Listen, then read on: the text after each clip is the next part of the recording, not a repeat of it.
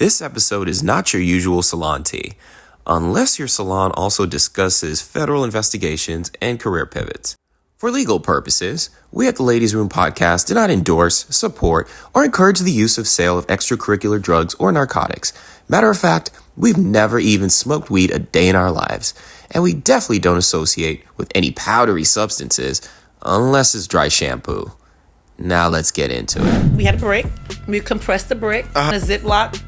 Seal it. The vacuum seal. The vacuum seal. Thick ones, because we could put a lot of cocaine around them, so that it will blend in with the shape. What would you make on prom weekend?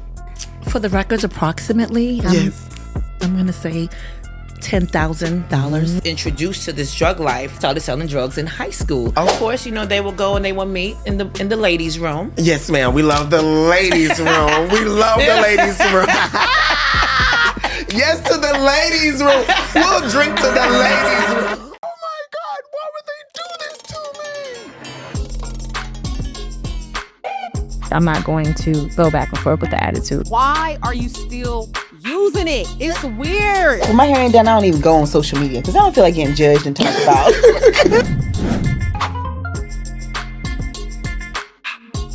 Why you keep attracting certain people? Because that's what's in you. Yes. Saying if he want to fight me, I ain't gonna handle that.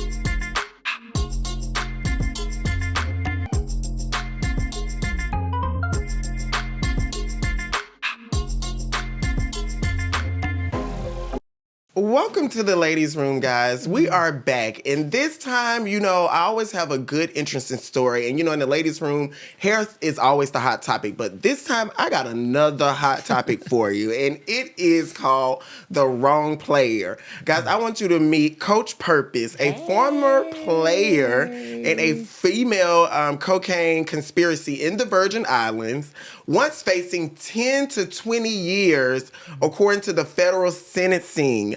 Let's open the doors to Coach Purpose, who's committed to changing her past into purpose. Roomies, help me welcome Coach Purpose. Hey! Thank you, Kesh, so much. This is so dope. I love it. The ladies' room is this is amazing. Thank you. Thank you for the opportunity. Hey, Atlanta. Big shout out to Atlanta. And first of all, I want to say happy birthday to my grandbaby, Lele. Happy birthday, Lele. Happy birthday. So thank you. Thank you so much. And yes, the wrong players. The wrong players. Players. Coach Purpose, before we start in this hot topic, let's talk, let's chat. Tell me a little bit, like, what has been going on? What's been up with you? Give me that. Well, let's see what's going on. I am an inspirational catalyst in my community.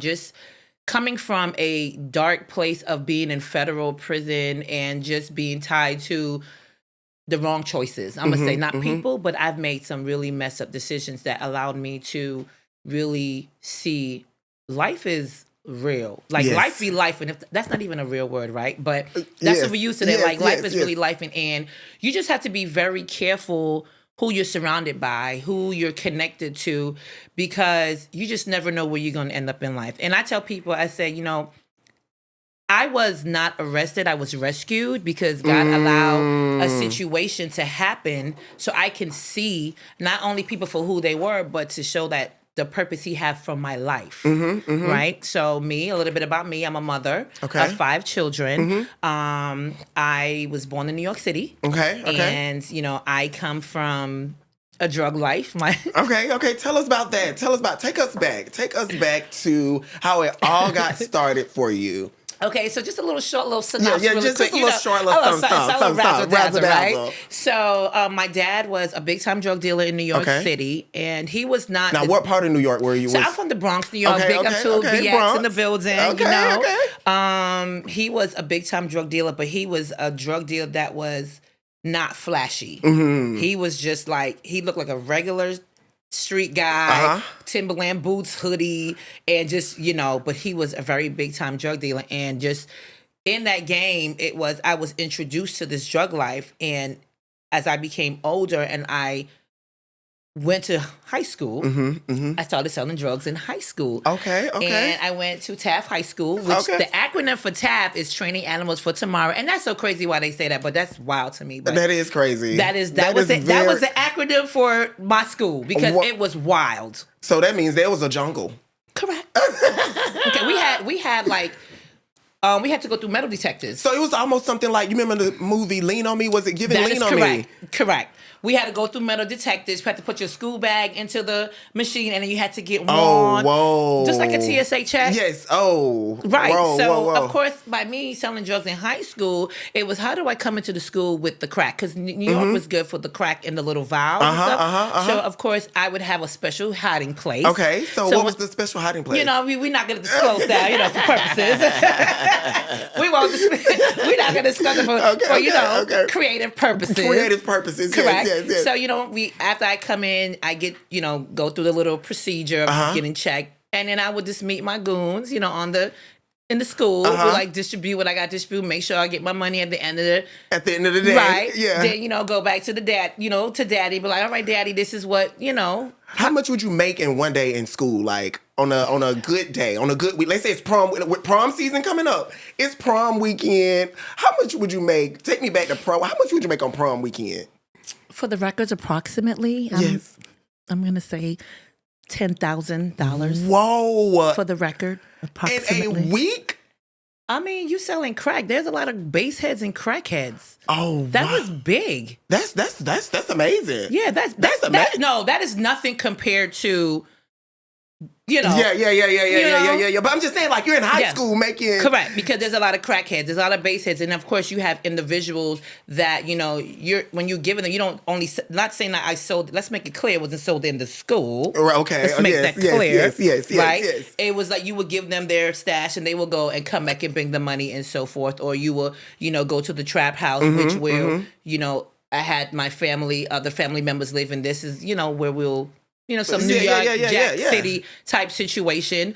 But that was nothing compared to the life. The life. That was just a little razzle dazzle. But that's what I was, caught up in. That's what I know. That's what, I was.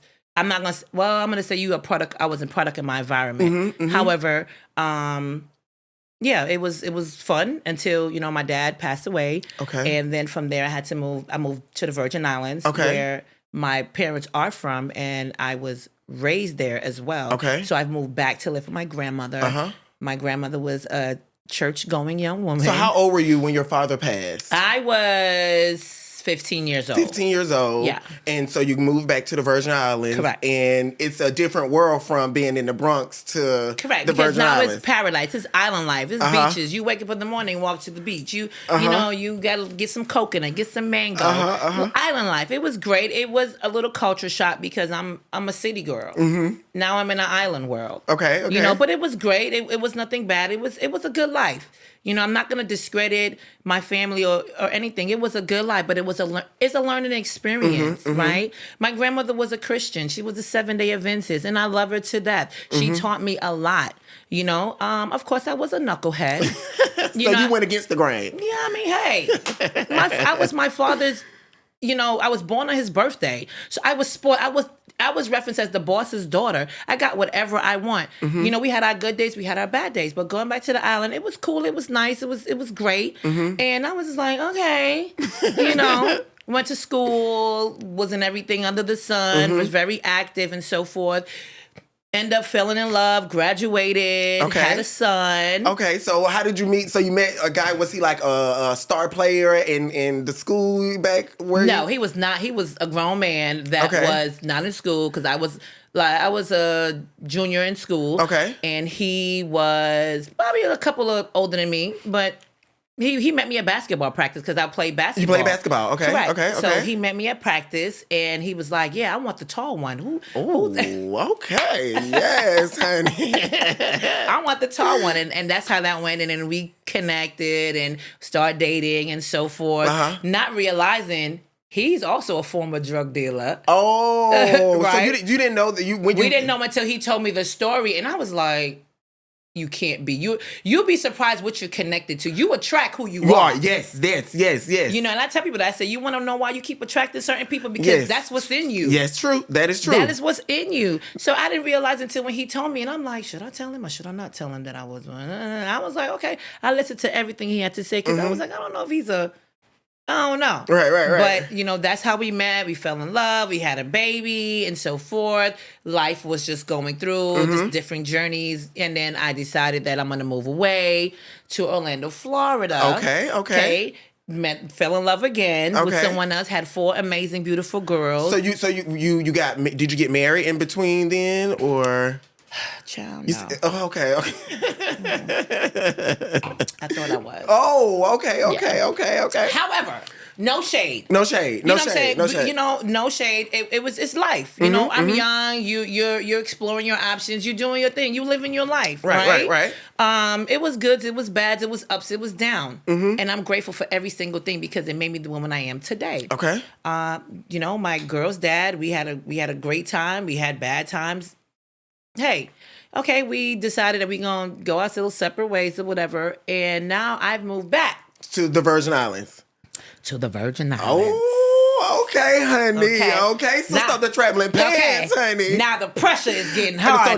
So now you got your babies, you got your son, right? And you're like, okay, you don't left your other boo, and you're like, I'm going back home. Yes, I'm going back home. We actually moved down together. Okay. And you know things was just not working out. However, we was trying to co-parent and so forth. And I just like, you know, it's time for me to just do me. You know, you do you, and I'm gonna do me. Was there any domestic stuff going on? So of course, you know, life. Yeah, there was little disagreements. You know, there was you cheating. Okay, well if you're gonna cheat, I'm gonna put on my yellow dress and cheat too. Oh, okay, yellow dress. Okay, we love the yellow dress. So what we doing? You know, because when you know who you are. Yes. Yeah. Hello. They can't nobody tell you shit. You know who you are. You know right? who you are. Okay. So in the midst of that, it was the trials and tribulations, and so it was a learning experience, and I've learned, and I just came to terms like, you know what. This is what it is. Yes. And I'm going to move forward. It was some toxicity in there, and I was entertaining it. You know, however, I decided that I'm just going to go be a bartender. Okay. So a question. When you were dating your guy friend, was you dabbling in the game, or was you just completely out of the game? So I was completely out, and I didn't talk about it because I wanted to start a new life. So I left it alone. Okay. I didn't say anything. But did you ever have like a little itch or like, ooh? However, you know, there was time where people would ask certain things, and I would say, well, why don't you try this, or why don't you do this, and why don't you do that? There was times when the opportunity presented itself, and I was like, nah, I'm good. Okay. You know? Okay. Okay. Well, here. Hello. So let me tell you how it went back into the game. Okay.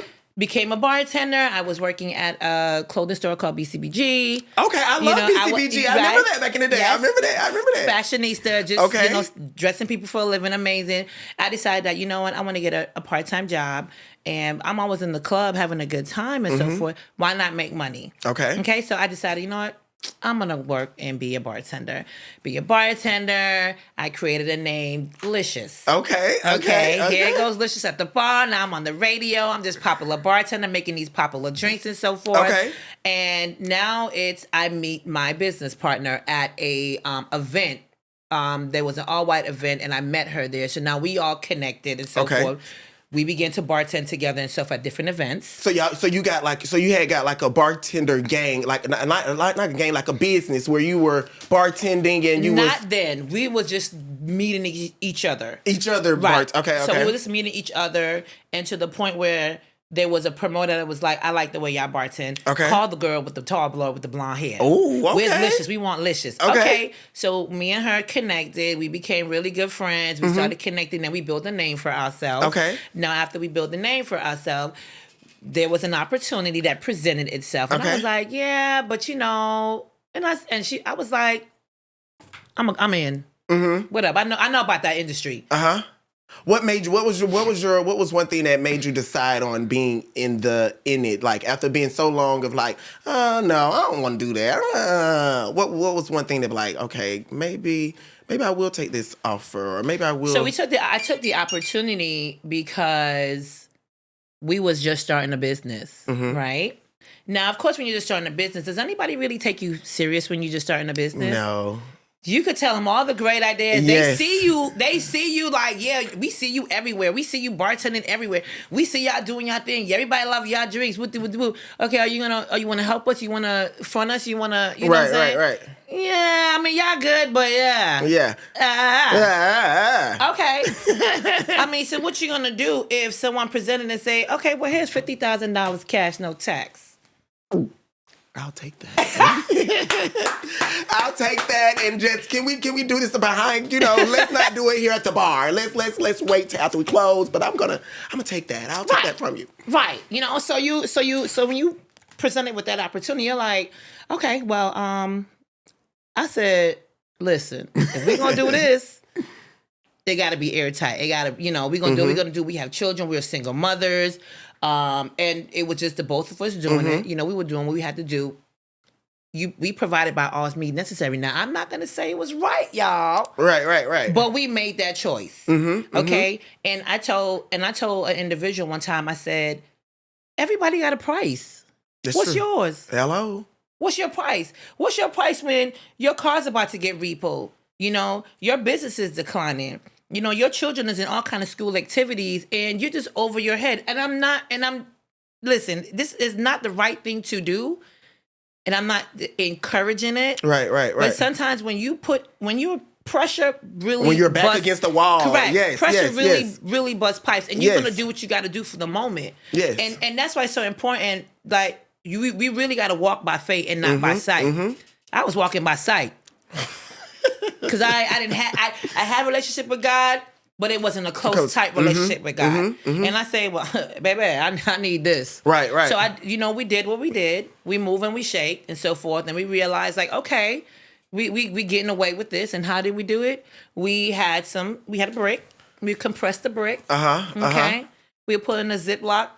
Seal it. The little thing you put your meat in it. The vacuum seal. The vacuum seal. All right. And we would wrap it around the young ladies. We would have slim ones and we would have thick ones. I like the thick ones because we could put a lot of cocaine around them so that it would blend in with the shape. Right. And of course, they will go and they will meet in the ladies' room. Yes, ma'am. We love the ladies' room. We love the ladies' room. Yes, to the ladies' room. We'll drink to the ladies' room.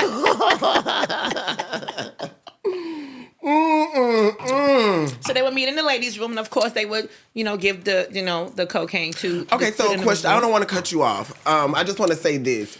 Okay, so we're at the point now where you've met your girlfriend. Y'all are doing your thug thizzle in these streets, and it comes a time where you're like, I want to take this a little bit.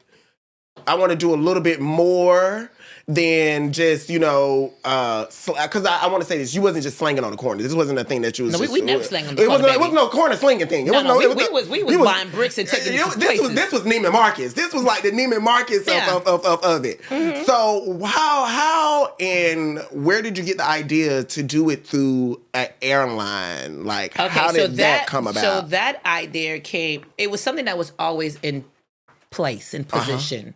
Okay. Because I said, because, the island is small. So, that there's somebody that knows somebody that knows somebody. Okay. All right. So that, operation was already something operating for years. For years. So it wasn't something that was like reinvent the wheel. It's just like rework the wheel. Rework the wheel. Yes. Hey, this is what you're going to do. I know this person. I know that person. They have a dog. Okay, we're going to pay that person. Do a sniff test. All right, let's test it and see if you really, we test the waters. And when we saw that it worked, if it ain't broke, right? Don't fix it. Okay. Hello. Yeah. Hello. And that's just how it went. We just went ahead with the program and we just was consistent and we said, okay, well now, since that we tried it, because one thing about me, I'm about process improvement and I want to know everything from the Rudy to the Tootie. So in the instance when you're doing it and you're in the airport somewhere, did there ever come a time that you felt like, girl, when you was testing the theory, that you was like, girl, this is too good to be true. Like, yes, girl. Yes, too good to be true. It was one time where I said, I'm going to go and I'm going to do something. And I was like, I'm going to go away real quick and I'm going I'm gonna go around. I want to put something to the test, and I'm gonna go. So I decided I'm gonna take my own up, right? Right. And I sat down, and here goes the officers with the dog. Okay. This is a regular routine. Okay. And I'm sitting by the bathroom after the transaction took place. I'm sitting by the bathroom, and the dog comes. They was on my left. There was like a hallway to my left. Okay. So here goes the dog walking, and the dog stops, and then the dog walks towards me. I said, shoot. if there's a God in heaven, if there's a God in heaven, you said God. So I You would never be for me or forgets me. Right. So I stayed calm. I didn't show no sign of nothing. I just pulled out my laptop and I act like, I just started looking on the internet, just started browsing and just, so the dog came and it was around me and then it like stopped. Okay. Now, in their training that I was told, anytime a dog does that, that means there's something Thinking going on in this individual. Okay. So they're so busy talking and conversating. He pulled the dog. And he just came on. He got up and he just walked that way. Whoa, there is a God, honey. There is a God. There is a God. So in that moment when that happened, I said, okay, so we have to do a test with an individual that's connected because everybody got a price, right? Everybody got a price. Everybody got a price. We need to get a connection in here to do a test with an animal, with the dog. All right, and we need to put it in the bag, 2 different bags, one with a scent and one without a scent, and we need to see what the dog is going to do. And that's what my business partner, she did that. She was like, okay, we're going to do this and this is what we're going to do. And I said, okay, you going to handle that and I'm going to handle this. Right. So it was like, okay. And they did the test. And when we got, they will let us know time, place, everything. And and when you did the test, how did it actually? It was good. It was good. And so that's after you did that test, after it was good, that's when you was like, okay, this is how we're gonna move through the security. Right. We're still gonna do the same thing. We're gonna do the same thing. We're gonna make sure we're extra cautious. We're gonna put the little secret formula, and then we're gonna move, forward and so forth. And it worked. It worked. What airline was it that you were? All airlines that we want to connect to. All airlines that you were going to. What was one of your favorites to do it through? Oh. Delta. Oh. Why Delta out of all the airlines? Because, we just want to be first class. First class, yes. We love first class. No shade to American Airlines. Yeah. But we just wanted Delta. You wanted Delta? Yeah. Okay. So you so when you were doing it, you was doing all that, and let's talk about one thing.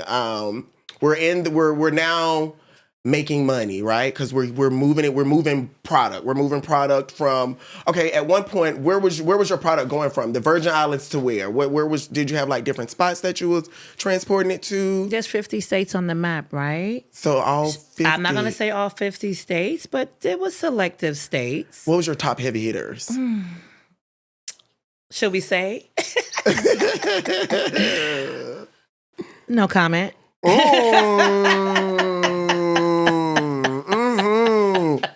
I will accept that. So you're making money now, and it's all about the Benjamins. What are some of the wildest things that you spent money on? So, of course, you're going to live the life that you probably always dreamed of living. And especially when you have children, you want to make sure your children have everything. They don't ask for nothing. I hired a driver. Oh. So was that in your peak? Was that in your peak? Hiring a driver? Yeah, so because when I'm working and my children was very active. Okay. They wanted to go to pageants. They want to do this. They want to go out. They want to do different things. So when I'm actually really, really working an event, the bar business, I'm like, okay, well, let's call the driver. Call the driver and then have him pick you up. And I'll say, hey, I need to pick up the girls at this time. And then, drop them off, pick them up, and then just let me know, and then I'll pay him and so forth. So they had their personal driver. Okay. Yeah. That's cool. I would buy them, this is a diamonds, because when your mommy buy you these diamonds, no man can come and tell you. Yes. they're gonna get you with diamonds because it's gonna be like, well, my mom buys that. What else can you do? Yes. You know, so I show them, you know, the both sides, the best of both worlds. You're gonna eat lavish. We're gonna go and take trips, and then So now when they come at you, they have to come correct. Yes. Thank you. So was the bartending business, was that like a illusion for? No, that was real. That was real. That was Okay. definitely real. That was definitely Fire Red. You know, my lieutenant. Yes. You know, she was one of my bartenders as well. Okay. So it was real. We really did events. We was like the island's, you know. The name of the business was called Sugar Fingers. Oh, we love Sugar Fingers. Right. Ooh. It was called Sugar Fingers. So sticky. So whatever. It's getting sticky. Wherever you see Sugar Fingers, you know you're gonna have a good time. You know it's gonna be lit. You know it's gonna be great. Like, oh yeah, they're here. All our girls, you know, was pretty. Like my business partners out, we worked hard. We had some bad girls on our side. Yes. Yeah. Okay, so one thing, and in your peak, how much were you pulling in a week? For the bar? For the operation for you for We're not gonna comment on that right now. Oh, okay.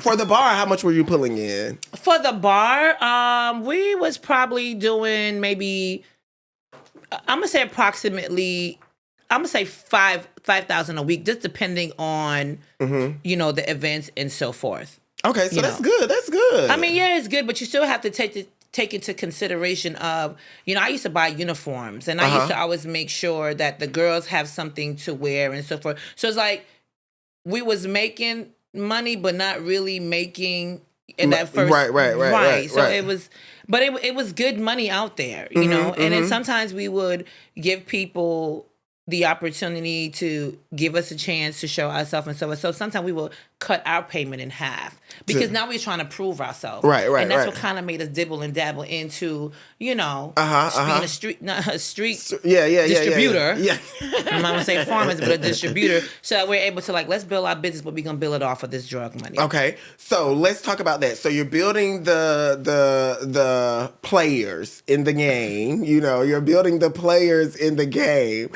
Let's talk about how it all started. Like not all started because we're past that. Let's talk about the whole thing of you bringing in let's talk about the lieutenant, Fire Red. How did that happen and where did she come into play into all of this? Okay, so I'm gonna tell that part, and then she's gonna have the opportunity to tell her part. Okay. So of course, you know, she meets us with bartending and so forth. We recruited my business partner. We recruited girls. You know, hey, I want you to do this run, make this money. You want to make extra money? Who don't want to make extra money? That was like the conversation. So you would meet the girls would be bartenders.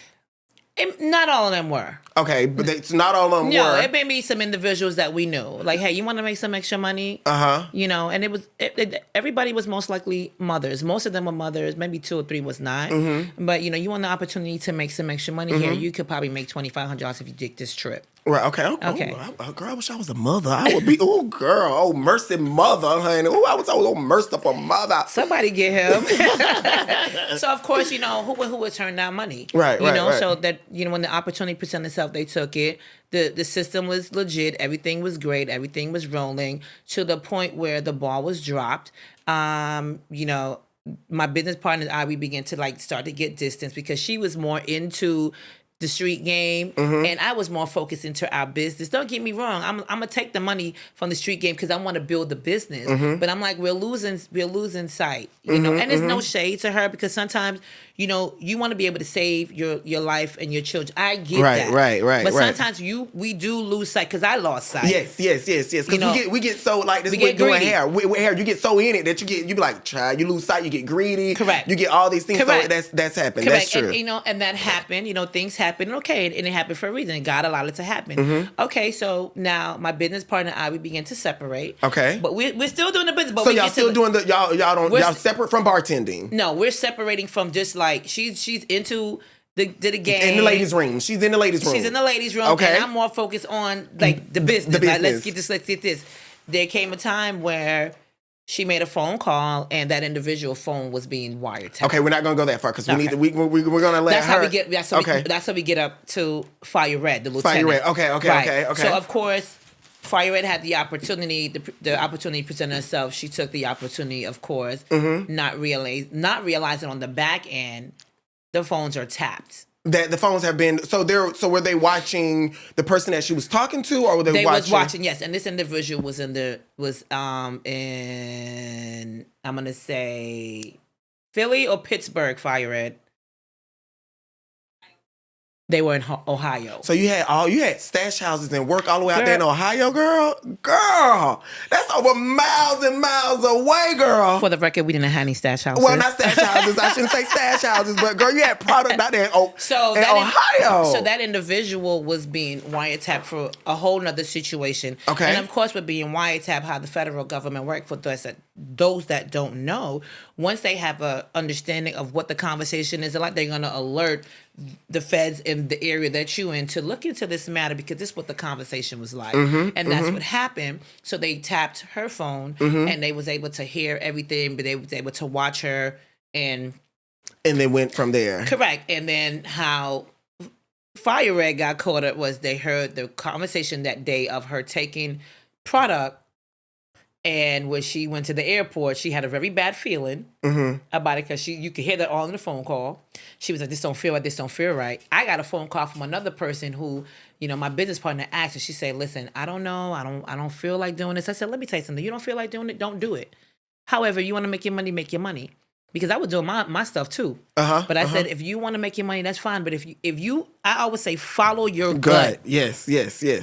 That's something says God. That's a warning. That is. Right? That is. So of course, my business partner, she just was like, "No, everything is good. You safe. But the other individual backed out and said, "I don't want it. I'm not available. I'm ghosting."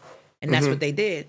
And from there, as she's about to board the plane, they stopped her. But we're gonna let Fire Red tell her side of the story. The lieutenant, as they called her, right? Is that right, Purpose? The lieutenant. She was a lieutenant based on the federal hierarchy. The federal hierarchy. The ABC boys. The ABC boys. And the Alphabet boys ain't no joke. Baby. We're going to let her tell her side of the story. All right, so... for it. So Lonnie, she got wiretap. And when she did the wiretap, it goes from there, her getting hung up with the wiretap. Then they start investigating her operation. And that's when it goes the day of her getting on the plane. Right, because they're listening to my business partner phone calls, seeing who she's speaking to. Okay, I'm gonna ask Lonnie. Lonnie, so how are you, girl? I'm good. How are you? I'm good. I just want to say welcome to the ladies' room. It's my pleasure. And I just want to say thank you so much. So we were talking with Coach Purpose, and Coach Purpose is telling us about the part of the wiretap. So if you can just give me a backstory about you and how... and give us the backstory about you and how we got up until the wiretap. That would be amazing. Okay, well, I don't want to say, how do I say it? I did this for a little while. Okay. And everything was good. Like, the money was coming in, living. I was a single mom with a 4-year-old at the time. Okay. He didn't want for anything. Like parents, our kids have to be good always. Right. Good. And for this last trip, my gut was telling me, don't do it. And so I called and I was like, I don't want to do it. And it was like, oh, don't worry about it. Everything is okay. Not knowing the phones are already tapped. Oh, wow. Oh, and before that, one of the trips that I was taking, the day before the trip, my dad got a heart attack. Oh, wow. Really? And then, yes, this was in June, either May or June. He had the heart attack, and I was like, this is God telling me to stop. Right. The warnings. It was good. It was easy money. I still had a regular 8 to 5, but that was the extra money on the side. So I was like, okay. And then July 1st, the day before, I don't feel good about this. So I made a phone call and I was like, hey, I don't think I should do it. He was like, no, go ahead. You're tripping. Everything is going to be okay. You're good. Blah, blah, blah, blah, blah, blah. So I got the phone call in the morning, and my flight wasn't until like 1:00. And they were like, you need, but of course, like in the Virgin Islands, you have to be there. And I was actually boarding American Airlines, not Delta. Big up to the Delta. Not Delta. So I did so usually we get there 3 hours in advance because we have to clear customs and TSA. Okay. It's not just TSA. So I got there and everything went smooth, but I got a phone call earlier in the morning and she was like, the individual, she was like, get to the airport very early. And I was like, no, because now I don't feel good about it. So I'm like stalling it, procrastinating. She called me and I was like, I'm doing my hair. You got to wait. Like my hair comes first. Right. Like, girl. So, yeah, like, and my hair is, at that point, it was bright red, like super long. That's how I got the name Fire Red. Fire red. Okay, so you got the fire red because you had the fire red hair. Okay. So I booked in, I picked up everything, went to the ladies' room, of course. Hello, we love the ladies' room. Love it. And as I'm leaving the ladies' room, the dogs are coming. Okay. There's this hallway that we have in our airport that's there. It's like a gate. It's a gate, but it's a gate down a hallway. So I'm walking and there's a female officer and there's a dog. And I'm like, okay, whatever. So I walk straight past. I went to the cafeteria. Well, I'm in the cafeteria and I look behind of me and they're following me. But now they can't bring the dogs into the cafeteria because it's the dogs and the food and everything. They can't do it. So I called my friend and I was like, the dogs are following. She was like, don't worry about it. You're good. I have eyes in the sky, et cetera, et cetera. You're okay. I'm like, okay, whatever. So then I had someone that I knew that was working the counter for American. Well, little did I know, customs had already went and asked them if there was a passenger by Lonnie flying. Now, Lonnie isn't my real name. That's my alias. So she knows, and she was like, this don't seem right. So she came in the back. She texted me, and she was like, hey, where you at? I was like, in the cafeteria, because now I am avoiding having direct contact with the dogs. Right. So I'm there, and she comes to me, and she was like, hey, customs just came and asked if there's a passenger by the name of Lonnie flying. And I was like, this don't seem right. I was like, okay. So in my mind, my first thing was, this is it. Like, I don't know what to do because now I have to make the trip. I already have everything on me, on my person. Like everything, I already have everything. So I went through and I was first class. That's the problem. First class. So we went, and as soon as I scanned my ticket to get on, because you have to walk outside to go up the steps to board the plane. As soon as I scanned my ticket and I walked outside, I saw the customs vehicle run around, like speed around the plane. And I'm in first class, so I'm boarding first. And the dog, he let the dog out from the back of the plane, and the dog ran past me. But they already were coming for me because the dogs didn't smell anything. The dog ran past me straight, went up into the plane, come back, passed me again, went back to the vehicle, came back past me, and never did anything. But they already had that wire and that tip that it was me. The red hair, of course, gave it away because there was no other passengers with this bright red hair. Oh, wow. And with the wiretap, the original person that started it, we've actually met with the individual, and they had videos from that. And again, my hair was red. Oh, wow. So they had everything. So they had everything. They was already looked. So from the conversations that they had already had, with the wiretaps and all that, they had already kind of pieced together. We know it's her. We just got to get you in the act. And that's what they did. And they caught her in the act. Okay, so when they caught you in the act that day, what was going through your mind? Like, oh my God. At the same time, I was boarding the plane. The Alicia's business partner, her business partner was calling me at the same time. And I went to answer the phone in front of the officers because now I was already detained. then she grabbed the phone on my hand, and I grabbed my phone back. Don't pull my phone, it's mine. Right. And I went to answer the phone, and at that time, they had already gotten around that they caught me. Oh, wow. Mm-hmm. They had pictures, they had everything of me on the airport. Mm-hmm. It just went like viral. It was like wildfire. Oh wow! Mm-hmm. So when Lonnie when she got detained and arrested, Mm-hmm. how long was it before you got the information? So when Lonnie got picked up in July, that same day, I had like several group chats in my phone. So one of the it is a group trap. Yeah, one of the group chats, they put it in there and it was like, Lonnie just got busted with selling drugs. So now I'm quiet. I'm reading everything everyone's saying, right? I'm quiet because I like, what? WTF? What the hell is going on? So I said, my heart started beating fast. I got knots in my stomach because I said, oh yeah, they coming for me next.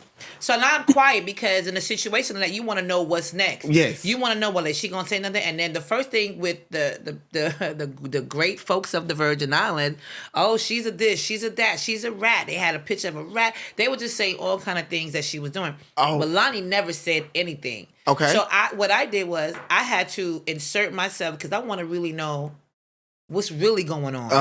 So I called a friend and I was like, yo, I need your eyes and I need your ears. And I need you to tell me everything. So they was like, nah, she didn't say nothing. So is this friend like working in the... Listen, the island is small. Okay, you got people that I got friends in high places, right? Okay, I can get that. I see Correct. that. I see I'm that. a very resourceful person. I see that, and I love that. I love that. I said, listen, I need to know. So they was like, all right, I'm gonna get back to you later. Don't worry about it. But I'm nervous. I'm scared because I'm like, oh my God. So now I'm like, should I prepare myself? Should I prepare myself? So they had to let her go. Okay, cool. The reason why they let her go is because they had a wiretap and she had drugs, but they really didn't have substantiated evidence to say we gonna detain her. Right, because if they had kept her for some reason, I think the federal agent was saying like we really didn't have proof, even though we have the drugs, but we really don't know. They didn't want her. They wanted who she was taking the drugs. They want me. They wanted our head. Oh, yes, they want who she was taking the drugs to. So if they had, let's just say that they didn't pick her up and they let her continue with the trip, they probably would have got the lady that they was looking for in the room. Not even the lady, the person who they wanted. The wanted. You know what I'm saying? But Lonnie never said, Fire Red never said anything. She said anything. So they let her out. So now I'm sitting back in the shadows because now I want to watch. I'm listening. I'm trying to understand what's going on. So of course, I'm like, okay, let me see. They're going to have a superseding indictment. Now that's when they have additional evidence and some type of substantiated to pick that individual up. Whatever they do, they got to take it to the grand jury. They're going to take it to the grand jury because they say, oh, we got other players? Well, we're going to go to the grand juror and we're going to present this substantiated information to them. And if they say, go ahead, have a warrant and pick them up, that's what happens. If they say you don't have enough evidence, then you can't pick them up. Correct. So I'm just waiting. I'm like, okay, what do I do? What do I do? So, my cousin was like, if any of those other females call your name, they just need 2 witnesses, they're going to pick you up. So now my stomach just dropped. So I looked at my kids. I said, all right, God.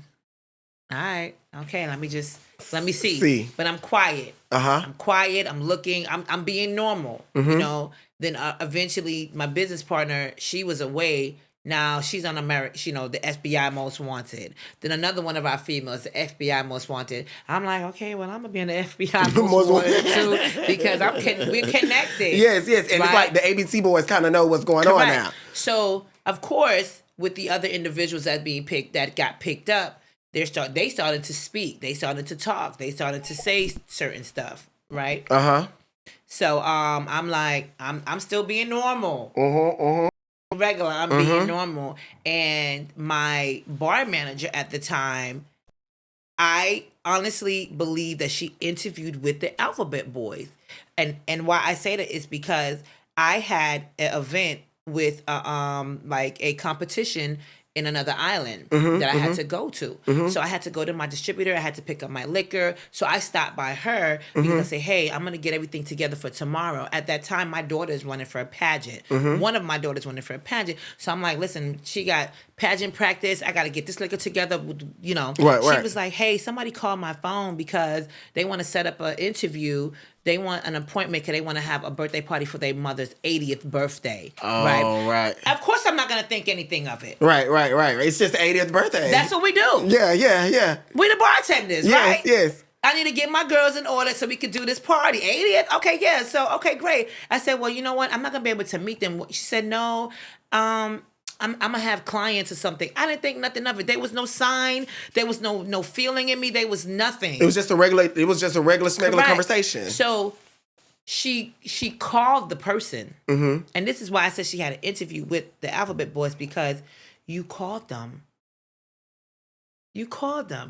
How they got your number? Right. Because my number is on the site.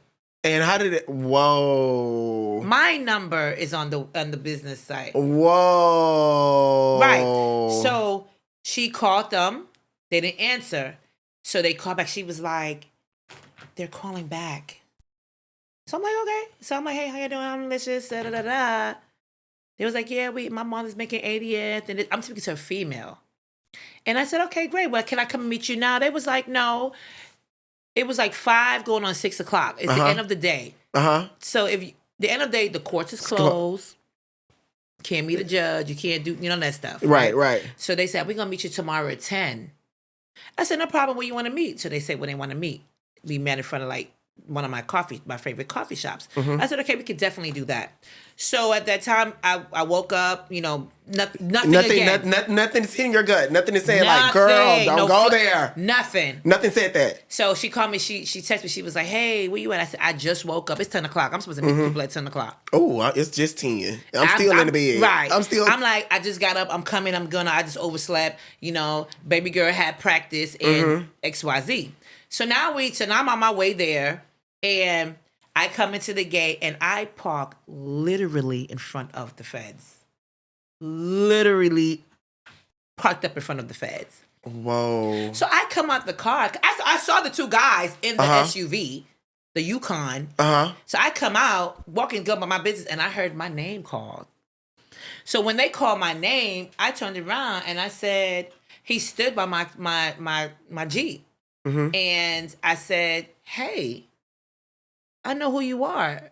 Because obviously I went to court to see what was going on because I was trying to find out what was going on with my business partner. I went to one of her hearings. And you saw him. I saw him. I saw the prosecutor. And I know that they looked at me. But I was like, do they know who I am or do they not know who I am, right? So they was like, yeah. And he went in his shirt and he pulled out his badge and he said, my name is such and I am the such. federal agent. We have a warrant out for your arrest. So the one federal officer came behind me. Because if I run, I've obviously, Yeah. So I'm like, yeah, we have her. Couple cars down, there was other federal agents. Sitting and waiting and watching. Right. Because if I run, they're going to get me, right? So I'm not going to make a big scene. Are you crazy? So he said, we're going to handcuff you in the front. And then we're not going to handcuff you in the back. So, of course, it's just a normal smuggler day. So they handcuffed me in the front. I said, wait, I have a meeting inside. They was like, no, I said, no, I got to tell them. They was like, no, where your meeting? So do you think that your bartender snitched on you? She did. The bar manager. The bar manager snitched on you. And what confirmed it was after I went in, I'm in the interrogation room, and I'm going to tell you guys this. Your Miranda rights is real. What it says on that, they will use that against you in the court. That's true. I believe you. I believe you. So you're thinking like, if I tell on myself, because I'm not even gonna lie, and I don't care what anybody say. I told what I did. Now I could have told a lot more, but I didn't. Right. Because it was, and why I did that is because when they came to me and they told me things that nobody should have known, but me and that individual. Yes. I said, well, goddamn. And you thought that was wild? Just wait until part 2. I'm a dreamer, so he showed me a lot of things in my dream. I'm taking you on this roller coaster, but you're gonna shift. The streets is ugly and mean, y'all. Like, the internet is ugly and mean. If you know you said it, if you know you're right, you know she's right. I don't know why she did it. It was everybody had something to say. She knows she was Everyone had something to say. And what goes on in the courtroom for you that day? Like the movie Con Air. If y'all ever see the movie Con Air, that's real. That's a real thing. Yes. Con Air is a real thing. I'm walking these streets and I don't care. And I dare somebody do something to me. Well, hello. It was just like you have 12 people deciding your fate. You know, you have some people who are friends, and you have some people who's friends of the friends that's a part of, because they want to know, well, since she going, I want to sit and see what's being said. You know what I'm saying? Because people don't want to go by he say, she say. You know, you sometimes they chain you together or they chain. And if somebody slips, everybody coming down. It's just moments of that, like, oh my God, take your time. I ain't tell you take your time. Shut the fuck up. No talking. They just talk to you like animals. Oh wow. Yeah. Okay. And of course, it was a good thing because I was more inspirational. I was more motivational. I was like an inspirational catalyst in the prison community. Even though I still did my little things. I'd be walking around my little crochet bag, knowing I'm not supposed to. But if that was me, I didn't care. I was confident. Thank you for watching this episode, but don't leave yet, guys. If you want to watch this episode, click right here. If you want to watch something a little more fun, a little more off the cutting room floor, watch this episode right here. See you soon, roomies.